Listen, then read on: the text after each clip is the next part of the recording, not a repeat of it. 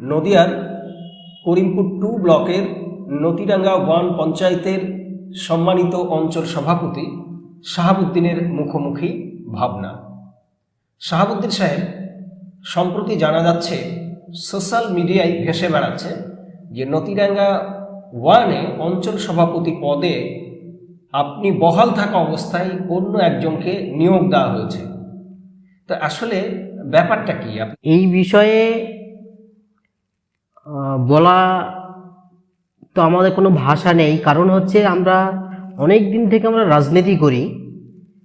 আমরা কিন্তু একটা জিনিস জানতাম যে ব্লক সভাপতি যেমন জেলা সভাপতি চেঞ্জ হয়েছে, অনুরূপ ব্লক সভাপতি চেঞ্জ হবে। যদি ব্লক সভাপতি চেঞ্জ হয় তারপরে অঞ্চল সভাপতি চেঞ্জ হয়। যেহেতু ব্লক সভাপতি চেঞ্জ হয়নি, অতএব ব্লক সভাপতি অঞ্চল সভাপতি নতুন করে করছে না। তারপরে কিভাবে যে জেলা সভাপতি একটা অঞ্চল সভাপতি চেঞ্জ করে, এইটা আমাদের জানা নেই। তাহলে কি ব্যাপারটা এমন যে অঞ্চল সভাপতির সিলেকশনের ক্ষেত্রে ব্লক সভাপতিদের ভূমিকা খুবই গুরুত্বপূর্ণ, আপনি যেটা বলতে চাইছেন? অবশ্যই এটাই হচ্ছে পার্টির সিস্টেম, পার্টির ধারা, যে একদম উপর থেকেই যখন জেলা পড়ে, তখন জেলার পরে জেলা পড়া মানে একদম বুথ সভাপতি পর্যন্ত পড়ে যাওয়া। তারপরে ব্লক সভাপতি না হওয়ার আগে নতুন করে আবার অঞ্চল সভাপতি, এটা মাঝে ব্লক সভাপতি জানলই না, এটা আমাদের ধারণার বাইরে। এটা মানুষের মুখে যে এটা ঠিক নয়, এটা হতে পারে না, এটা একদম খেলনা। তারপরে যে অ্যাপ্রুভালটা কে দিচ্ছে সেটাও কিন্তু আমরা মিডিয়ার সামনে দেখতে পাচ্ছি না, যে একটা ছবি যে অমুক দিচ্ছে, এইরকমও আমরা কিন্তু কোনো ফেসবুক লাইভে আমরা দেখিনি যে অমুক অঞ্চল সভাপতির অ্যাপ্রুভালটা তুলে দিচ্ছে। একটা ছবি করে উনি ধরে আছেন, আমরা এইটুকু দেখেছি। আসলে কি ব্যাপারটা এমন যে আপনি এমন একজন মানে হেভিওয়েট কোনো নেতার যিনি রিক্রুট দিচ্ছেন বা যিনি এই অঞ্চল সভাপতিকে সিলেকশন করছেন, তার নাম মানে করতে, ডিক্লারেশন করতে আপনি ভয় করছেন? না, সেরকম আমাদের ভয় কিছু নেই। কারণ হচ্ছে সবাই ফেসবুকে দেখেছেন, এটা মহুয়াদির সিগনেচার আছে, আমরা দেখেছি। কিন্তু সিস্টেম সেটা নয়। সিস্টেম হচ্ছে অঞ্চল সভাপতি করতে হলে ব্লক সভাপতি করবে, আর ব্লক সভাপতি আমাদেরকে অ্যাপ্রুভাল দিয়েছে। আমরা এইটুকু জানি যে আমরা এখন পর্যন্ত ব্লক সভাপতির অ্যাপ্রুভালে আমরা অঞ্চল সভাপতি হয়ে আছি।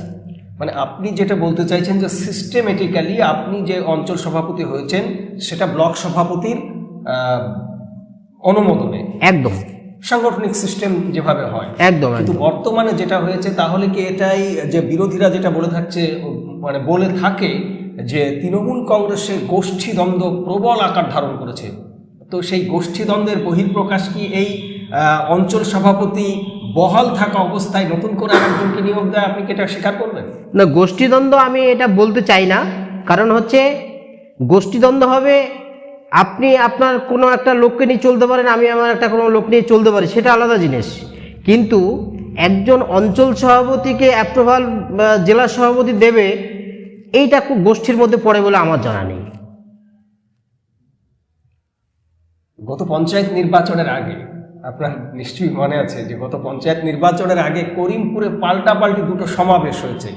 একটা বর্তমান করিমপুরের বিধায়ক বিমলেন্দু সিংহ রায়ের নেতৃত্বে, আর একটা পাল্টা সমাবেশ হয়েছে কৃষ্ণনগরের সাংসদ এবং নদিয়ার বর্তমান সভানেত্রী মহুয়া মৈত্রের নেতৃত্বে।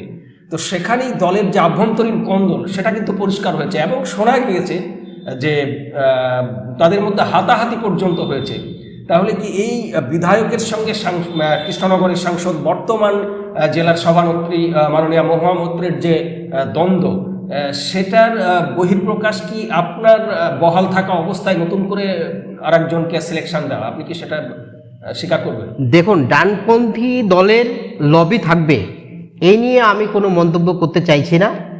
মহুয়াদি সে একজন হেভিওয়েট নেত্রী, সে কিভাবে চলবেন সে ওটা ওনার ব্যাপার। এমএলএ সাহেব সে একজন ভদ্র মানুষ, সে কেমনভাবে চলবে সেটাও ওনার ব্যাপার, কিন্তু আমার যা মনে হয় যাতে সম্মিলিতভাবে চলা এটা খুবই ভালো একটা জিনিস। যেমন আমি কিছুদিন আগে পণ্ডিতপুর শামসরিয়া হাই মাদ্রাসায় একটা ভোট হয়েছে, সেখানে অঞ্চল সভাপতিকে প্রাধান্য দিয়েই সবাই কিন্তু ভোটটা আমরা পার করেছি।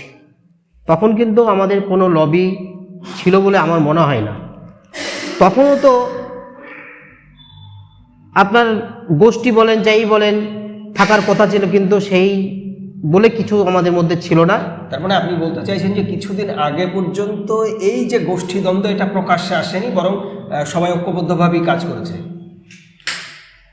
না, এটা গোষ্ঠীদ্বন্দ্ব আমি বলবো না, এটা আমার মনে হয় যে এইটা যে কোনো একজনের ব্যক্তিগত ক্ষমতা দেখানো, এটা মানে ক্ষমতার দাপট, ক্ষমতার অপব্যবহার করা, এটা আমার মনে হয়।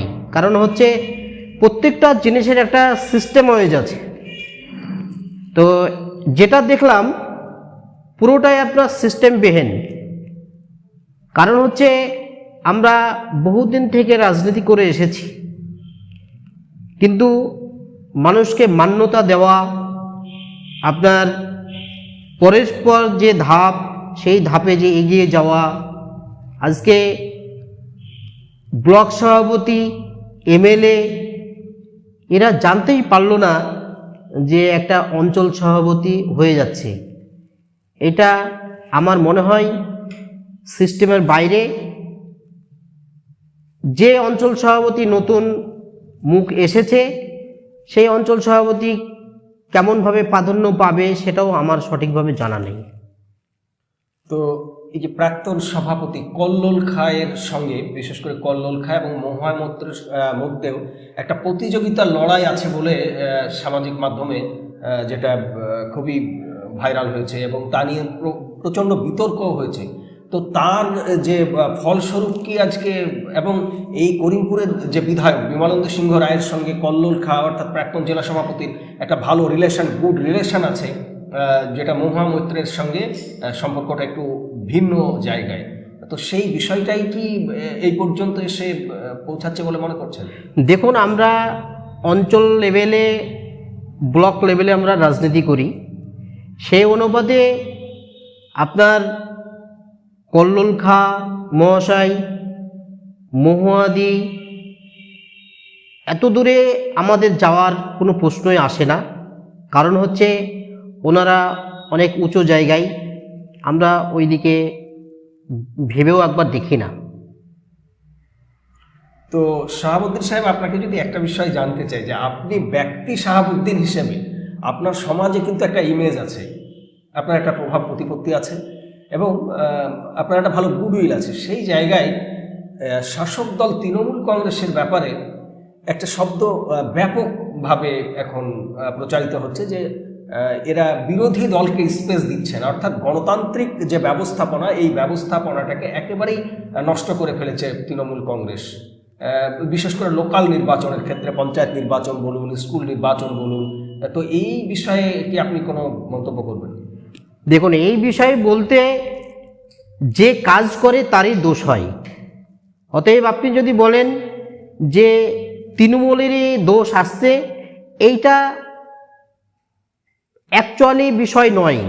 কারণ হচ্ছে শাসক দল এখন তৃণমূল, ওনার অনেক কাজ, ওনার একটা কাজ করতে যেয়ে হয়তো একটা কোথাও ফল্ট হতেই পারে, কিন্তু এই নয় যে মানুষের বিপরীতে কোনো কাজ করছে, এটা নয়। কিন্তু এবার যে কাজ করে তারই ফল্ট দেখা যায়, যে আদৌই কাজ করে না তার আর ফল্ট কি আছে? তৃণমূলের নেতৃবৃন্দের কাছে যখনই প্রশ্ন করা হয় তখন একটা দারুণ শব্দ ব্যবহার করে যে দেখেন, বিরোধী শিবিরের থেকে আমাদের সময়ে অনেক উন্নয়ন হয়েছে, রাস্তা হয়েছে, ঘাট হয়েছে, তারপরে বিভিন্ন প্রকল্পের মাধ্যমে আমরা মানুষকে বিভিন্ন কিছু পাইয়ে দিয়েছি। কিন্তু বিশেষ করে সাংবাদিকদের পক্ষ থেকে বিভিন্ন সময় প্রশ্ন করা হয়ে থাকে যে উন্নয়ন এবং গণতন্ত্র এটা তো সংঘর্ষশীল নয়, এটা এর সঙ্গে তো সংঘাত নেই, উন্নয়ন হতেই পারে, কিন্তু গণতান্ত্রিক ব্যবস্থাপনাটা কেন বিপন্ন হবে, কেন থাকবে না? যেমন আপনাদের একটা কথা বলি, আমরা খুবই ছোটবেলা থেকে দেখেছি যে আমাদের এলাকায় এমনই তাণ্ডব অবস্থা ছিল, ভয়ঙ্কর অবস্থা সিপিএম আমলে, যেটা এখন যদি আমরা মনে করি তবু আমাদের গা শিংড়ে ওঠে। যেমন আমরা কলকাতা থেকে বলুন, কৃষ্ণনগর থেকে বলুন, করিমপুর পর্যন্ত চলে আসলে আমাদের কোনো ভয় লাগতো না। কিন্তু যখন আমরা আমাদের এই পার্শ্ববর্তী গ্রাম মথুরাপুর বলে, তার সামনে একটা চাষরান বলে একটা জায়গা, এখানে যখন আসতাম তখন কিন্তু আমরা বাইরে থেকে লোক নিয়ে আসতাম যে আমাদেরকে চাষরানটা পার করে দাও। অনুরূপ তার মানে আপনি বলতে চাইছেন যে সমাজ বিরোধীদের দৌরাত্ম্য ছিল, বিশেষ করে চোর ডাকাতের উপদ্রব ছিল খুব। অবশ্যই সেই জায়গায় দাঁড়িয়ে আমি এই কিছুদিন আগে আমার ব্যক্তিগত কথা বলছি, আমি রাত্রি 9:30 10টার সময় লক্ষ্মীপুর থেকে বাড়ি আসছিলাম, তখন দেখলাম পণ্ডিতপুরের দিকে 3টে মেয়ে হেঁটে যাচ্ছে রাত্রিবেলা। তো আমার সঙ্গে একজন ছিল, আমি ওনাকে বললাম, দেখেছেন কতটা মানুষ শান্তিতে বাস করছে এখন? আজকে 3টে মেয়ে রাস্তা দিয়ে হেঁটে চলে যাচ্ছে, তাও মুখে একটা কেউ কোনো কথা বলার নেই। তারপরে আমরা এত একটা ভালো জায়গায় বাস করছি। তার মানে কি এটা বলতে চাইছেন যেটা আপনি শাসক দলের অ্যাচিভমেন্ট, মানে শাসক দল আসলে প্রশাসনকে এতটাই কার্যকর করতে পেরেছে এবং জনগণকে এতটা সচেতন করতে পেরেছে, যার ফলস্বরূপ আজকে মানুষ শান্তিতে ঘুমাচ্ছে? অবশ্যই এইটুকু আমরা একদম মন খুলে উল্লাস করে বলতে পারি যে আমরা মানুষের জন্যে যতটা করেছি, সাধ্যমতো করেছি, এটুকু আমরা বলেও আত্মাকে শান্তি দিতে পারি। যেমন আপনারাই দেখুন না যে আজকে মানুষের দুয়ারে সরকার যে এসেছে, আমাদের কাছে স্বপ্নের মতো একটা প্রকল্প, যেটা দুয়ারে সরকার। আজকে এই দুয়ারে সরকারে আমরা কি দেখেছি? আমরা যতগুলো প্রকল্প আছে, আপনারা একটা করে আমরা যদি নাম বলি, প্রত্যেকটা প্রকল্প আপনার কি বলবো, আপনার প্রত্যেকটা প্রকল্প সঠিকভাবে কাজ হয়েছে। আমরা দেখেছি বিএলওর অফিসে যদি আমরা যেতাম, দেখতাম যে 5 বছর 6 বছর 7 বছর আগেকার কাজ পড়ে আছে। কিন্তু আমাদের দুয়ারে সরকার আসাতে কি হয়েছে? দিনের দিন দৈনন্দিন কাজ হয়ে গেছে। এই যে মানুষের সাশ্রয় আজকে। তার মানে আপনি বলতে চাইছেন যে যেখানে অফিসে গিয়ে সাধারণ মানুষকে, গ্রামের মানুষকে যেখানে ধর্ণা দিতে হতো, দিনের পর দিন হয়রান হতে হতো, ঘুরতে হতো, সেখানে দুয়ারে সরকার প্রকল্পের মাধ্যমে মাননীয় মুখ্যমন্ত্রী মানুষের অনেক বেশি সময়ের সাশ্রয় করেছেন এবং কাজগুলো খুব সহজলভ্যভাবে হচ্ছে। কিন্তু একটা প্রশ্ন যদি আমি আপনাকে করি, যে প্রশ্নটার আপনার কাছ থেকে আমি সদুত্তর আশা করছি, আপনি নিশ্চয়ই উত্তর দেবেন, যে আজকে যেখানে আপনি বলছেন আইন শৃঙ্খলার অবনতি হয়েছে, মানে উন্নতি হয়েছে, মানুষ তারা শান্তিতে ঘুমোতে পারছে, মানুষের উন্নয়ন হয়েছে, কিন্তু এটাও তো সত্য যে বিরোধী দল ছিল সে সময় হাড্ডাহাড্ডি লড়াই হতো। দেখা গিয়েছে যে শাসক দল যদি 60% ভোট পেয়েছে, তো বিরোধী দল 40% বা 35% ভোট পেয়েছে। সেখানে বিরোধী দল নির্বাচনে অংশগ্রহণই করতে পারছে না, অনেক জায়গায় নমিনেশন সাবমিটই করতে পারছে না, অথবা নমিনেশন সাবমিট করলেও মানে ভোটারদেরকে বুথে যেতে দেওয়া হচ্ছে না। অর্থাৎ যে ভোটহীনতার যে সংস্কৃতি শাসক দলের সময় চালু হয়েছে বলে বিরোধীদের পক্ষ থেকে অভিযোগ করা হচ্ছে, এটাকে আপনি কি বলবেন? বিরোধী কথা বলবে। যেমন আপনাদেরকে একটা একদম অপ্রিয় সত্য কথা বলি, আমি জেলার যে প্রার্থী ছিল গত পঞ্চায়েত ভোটে, তার আমি ইলেকশন এজেন্ট ছিলাম। তো ওনার সঙ্গে আমি 64টা বুথে আমি ঘুরেছি। তাতে আমি দেখেছি যে সিপিএমরা যে তাণ্ডব করেছে, আমি একদম দর্প করে বলছি আপনাকে, আমাদের তৃণমূলের লোক কিন্তু সেরকমভাবে কোনো এফেক্ট দেয়নি, কোনো এফেক্টের কাজ করেনি। আপনার সিপিএমরা যা করেছে, আমরা যা দেখেছি, আমি ব্যক্তিগতভাবে যেটা দেখেছি, এটা আপনাদেরকে আমি পরিষ্কারভাবে জানাচ্ছি। আর সর্বোপরি আমার খুব আরেকটা কথাও আমি আপনাদেরকে জানাতে চাইছি, বারবার মনে এসে যাচ্ছে, যে আমাদের মাননীয় মুখ্যমন্ত্রী যেটা আজকে ভাবেন সেটা আমাদের প্রধানমন্ত্রী 1 বছর পরে ভাবেন। তার মানে আপনি বলতে চাইছেন যে প্রধানমন্ত্রী থেকে মাননীয় মুখ্যমন্ত্রী অনেক বেশি আপ টু ডেট। অবশ্যই অবশ্যই। তাহলে কি মাননীয় মুখ্যমন্ত্রীকে আপনি আগামী দিনের প্রধানমন্ত্রী দেখতে চান? 100% দেখতে চাই। তো শাহাবুদ্দিন সাহেব, শেষ প্রশ্ন আপনার কাছে, যে এই যে অঞ্চল সভাপতি পদে আপনি সমাসীন আছেন, অর্থাৎ অঞ্চল সভাপতির চেয়ারে আপনি বসে আছেন, তো এই চেয়ার কি আপনার অক্ষত থাকবে? অর্থাৎ আপনি কি বহাল তবিয়তে থাকতে পারবেন, নাকি আপনাকে চেয়ার হারাতে হবে? কি মনে হয় আপনার? না, আমি একটা জিনিস আপনাদের সামনে বলতে চাই যে আমি অঞ্চল সভাপতি যদি নাও থাকি তাতে কিন্তু আমার বিন্দুমাত্র আমার কোনো মনের দুর্বলতা কি মন খারাপ এটা আমার নেই। কারণ হচ্ছে আমি প্রকৃতিও রাজনীতিটা ভালোবাসি। রাজনীতি করলে অনেক মানুষে বলে রাজনীতি মানে খুব খারাপ, তা আমি মনে করি রাজনীতি করলে মানুষের উপকার করা যায়। তাতে আমার মনে হয় যে শুধু পদই দরকার, এটা আমার মনে হয় নয়। যদি মন মানসিকতা থাকে তাহলে মানুষের উপকার করা যায়। তাই যদি আমার একটা পদ থাকে তাহলে উপকার করাটা খুবই সহজ, খুবই ভালো লাগে। তাই আমি যে অঞ্চল সভাপতি নেই বলে যে আমি রাজনীতি করব না কিংবা আমার এই পদ আমার সারা জীবন রাখতে হবে, এটা আমি আশাবাদী নই। অতএব আমি রাজনীতির সঙ্গে জড়িয়ে আছি, আমি রাজনীতির সঙ্গে থাকবো, এইটুকু আমি। একটা প্রবাদ বাক্য আছে, হাড় ভেঙে গেলে জোড়া লাগে কিন্তু মন ভেঙে গেলে জোড়া লাগে না।